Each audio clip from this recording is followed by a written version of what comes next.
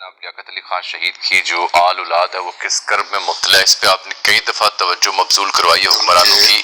آج نوابزادہ احسن علی خان صاحب جو کہ پڑپوتے لگتے ہیں پاکستان کے پہلے وزیر اعظم لیاقت علی خان شہید کے، وہ اسٹوڈیوز میں بیٹھے ہیں. ٹھیک ہے، اب آپ بتائیے یہ قصہ ہے کہ اب بتاتے ہیں. راجہ لیاقت علی خان کے جو بیٹے ہیں اکبر لیاقت علی، ان کی دو بیویاں تھیں، دو شادیاں تھیں نا.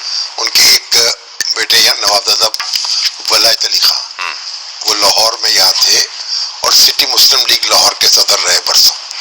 اور ان کے ایک بیٹے جو ہیں وہ باقاعدہ حیات ہیں، اکبر لیاقت، اور اس وقت بیمار ہیں، ان کا ڈائلسس ہو رہا ہے. اور ان کے لیے ہم نے گزارش بھی کی تھی. مرتضیٰ وہاب صاحب کا پھر میسج بھی آیا، پھر ہمارے محمود شام صاحب نے کالم بھی لکھا، کچھ دوسرے دوستوں نے بھی توجہ دلائی. تو سندھ حکومت نے اب یہ اعلان کیا ہے کہ وہ ان کی خبر گیری کرے گی اور ان کے علاج کے اخراجات جو ہے وہ اٹھائے گی. اب یہ جو ہیں ہمارے راجہ ولایت علی خان، راجہ لیاقت علی خان کے بیٹے، ان کے پوتے ہیں یہ نوابزادہ احسن علی خان. تو یہ انہوں نے مجھے کہا کہ بھائی یہ جو سندھ حکومت اکبر لیاقت علی کا علاج کرا رہی ہے اور دوسرے جو وعدے کیے جا رہے ہیں یہ اپنی جگہ ٹھیک ہے، ان کا شکریہ ادا کرتے ہیں، لیکن جو ہمارا حق ہے وہ تو ہمیں دے دیں. وہ کیوں نہیں ملا اور حق کیا ہے ہماری؟ اب بتائیے ذرا نوازر صاحب، آپ کے کتنے یعنی یونٹ باقی ہیں؟ کو کلیم جو ہے آپ کا زمین ملی اس کے اوپر؟ شامی صاحب، پہلے تو آپ کا میں بہت مشکور ہوں کہ آپ ہمیشہ اتنی عزت دیتے ہیں اور ہمیشہ ہماری پرابلم سالو کرنے کے لیے جو ہے میرے لیے ہم ہمیشہ ہوتے ہیں. شامی صاحب، ہمارے کچھ 254 یونٹس ہیں شہری جائیداد جس میں ملنی چاہیے. جی 256 یونٹس ہیں. 254 یونٹس ہیں.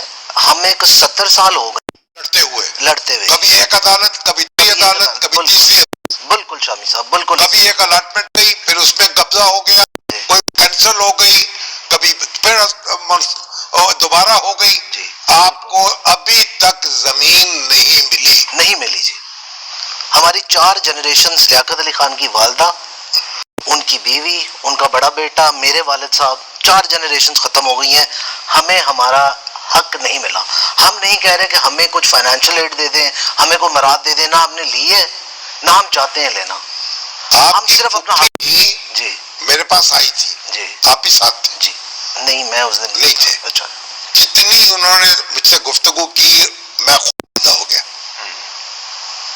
کہ ایک تقریباً ایک پورا گاؤں ان کا تھا کرنال میں، یہ سینکڑوں مربع اراضی کے مالک تھے، اور یہاں آ کر نواب ہیں. ہاں جی. اور یہاں آ کر جو حشر ہوا ہے، آپ کے کتنے اب چچا تایا زندہ ہیں اس وقت؟ میرے جی 3 تایا ہیں جو زندہ ہیں، اور ان کے پاس بھی وہ کہیں اسی طریقے سے. پہلے تو لیاقت علی خان نے کچھ لیا ہی نہیں تھا. جو تھوڑا بہت ہمیں کچھ ملا یا ملنا چاہیے تھا وہ بھی نہیں مل رہا. تو پھر آپ بتائیے مسئلہ کہاں ہے؟ شامی صاحب، بورڈ آف ریونیو کے اندر ہے.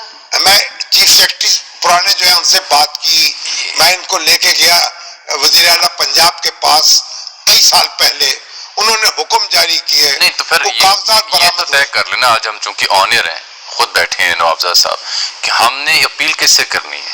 کہاں آپ کا مسئلہ حل کون کرے گا؟ سر چیف منسٹرز کے پاس ہم ہو آئے ہیں، گورنرز کے پاس ہم ہو آئے ہیں، چیف سیکرٹریز کے پاس ہم ہو آئے ہیں. عدالتوں کے دروازے عدالتوں کے دروازے ہم نے کھولے. مجھے نہیں سمجھ میں آتی کہ چلے ہمیں تو رگڑ رہے ہیں اور ہمیں ذلیل و خوال ہم ہو ہی رہے ہیں، ہمارے علاوہ اور جو لوگ ہیں کلیمنٹس، ان کے ساتھ بھی یہی ہو رہا ہے. چلو ان کو آپ یہ بتائیے کہ اس کا چیف سیٹلمنٹ کمشنر جو ہے اس نے یہ فیصلہ کرنا ہے. ممبر جوڈیشل ہیں 7، جو ممبر جوڈیشل 5 ہیں انہوں نے یہ کرنا ہے. یعنی یہ بورڈ آف ریونیو، انہوں نے آپ کو زمین الاٹ کرنی ہے جی لاہور شہر کے اندر، شہری زمین. جی شہری زمین کریں گے. ہم بتا بھی دیں گے، زمین بھی میں نے ڈھونڈی ہوئی ہے، کرنے کا نام تو بات نہیں سن رہا. اب یہ سزا ان کو مل رہی ہے، پاکستان بنانے کی سزا ہے. اب رد عمل میں تو یہی کہا جائے کہ دل برداشتہ ہو کر کیا کہا جائے. تو اب آپ مجھے بتائیے کہ ہمیں کوئی شرم ہوتی ہے نا، کوئی حیا ہوتی ہے کہ ہم کیا کر رہے ہیں؟ پاکستان بنانے والوں کی آل اولاد کے ساتھ یوں یعنی جو پاکستان اور لیاقت علی خان جو اپنی سینکڑوں ایکڑ اراضی چھوڑ کر پاکستان آ گئے، اور جب رخصت ہوئے تو چند ہزار روپے کا بینک بیلنس تھا، اور جن کی بیگم جو تھی ان کو حکومت نے پھر مکان دیا رہنے کے لیے، الاٹی کیا مستقل، اور پھر ان کا پینشن مقرر کی، پھر وہ سفیر ہوئی رانا لیاقت علی خان، ان کی دوسری بیگم یہاں رہی۔ آپ مجھے بتائیں کہ ان کے چند یونٹ جو ان کے ہیں اس کی زمین نہیں مل رہی۔ شامی صاحب کی گفتگو سن کے، اور جو خاص طور پہ انہوں نے ایک جملہ استعمال کیا ہے کہ پاکستان بنانے کی سزا ملی، تو یہ قوم کے لیے سوچنے کا وقت ہے۔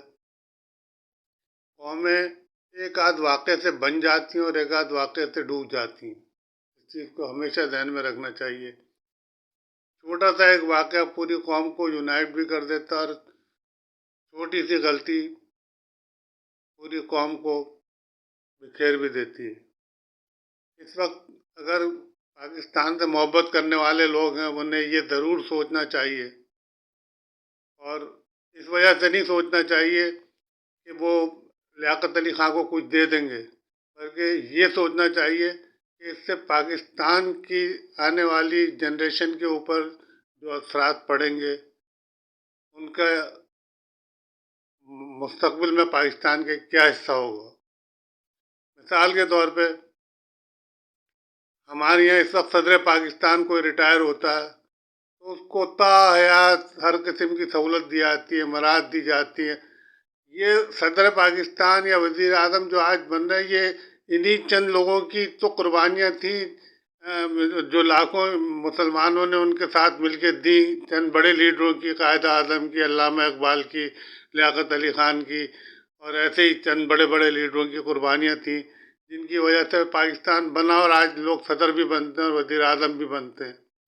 تو ان باتوں کو اگر ذرا سا غور کرے تو ان لوگوں کو جن کی آل اولاد آج اپنے حق مانگنے کے لیے پریشان ہے، تو ایسی عدالتوں کا کیا فائدہ، ایسے نظام حکومت کا کیا فائدہ جس میں ان لوگوں کو حق نہ مل سکے جن کی وجہ سے آج 22 کروڑ عوام سکون کے ساتھ نہیں تو کم از کم ایک محفوظ زندگی تو گزار رہے ہیں۔ یہ سوچنے کا وقت ہے۔ ان کا کیس تو میرے حساب سے ایسے کیسز جو بھی ہوں جنہوں نے پاکستان کی تعمیر میں یا پاکستان کے بنانے میں اہم ترین کردار ادا کیا، ان کے کیس تو پرائرٹی بیس کے اوپر چلنا چاہیے، جس کا فیصلہ زیادہ 1 مہینے کے اندر ہو جانا چاہیے۔ چھوڑ دیں سارے کیسوں کو ایک طرف۔ اس کی وجہ یہ ہے کہ اگر یہ فیصلے ہوں گے اور لوگوں کو ان کا حق دے دیا جائے گا تو اس کے اثرات اس جنریشن پہ بہت ہی پازیٹیو پڑیں گے جو پاکستان کے لیے کچھ کرنا چاہتی ہے۔ یہ میری بات نہ بھولیں، یہ اثرات آتے ہیں، لوگوں کی سوچیں بدلتی ہیں، نئی جنریشن یوتھ کے خیالات بدل جاتے ہیں۔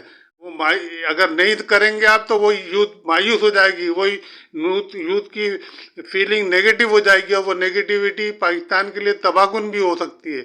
اللہ نہ کرے ایسا ہو، لیکن یہی چیزیں ہوتی ہیں جو بڑے اور عقل مند لوگ سوچتے ہیں، جنہیں سوچنا بھی چاہیے کہ ان چیزوں کے اثرات مستقبل میں کیا پڑیں گے۔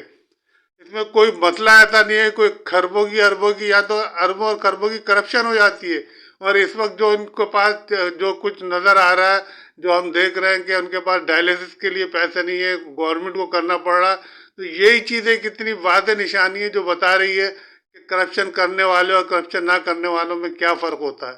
ہمیں خود ان باتوں پہ توجہ دینا چاہیے کہ اگر آج ہم نے ان باتوں کو غور نہ کیا تو کل کو مستقبل میں بچے ہمارے سے سوال کریں گے تو ہم کیا جواب دے سکیں گے۔ یہی وقت ہے سوچنے کا۔ اللہ تعالیٰ سب کو صحیح فیصلے کرنے کی توفیق عطا فرمائے۔ آمین۔ پاکستان زندہ باد۔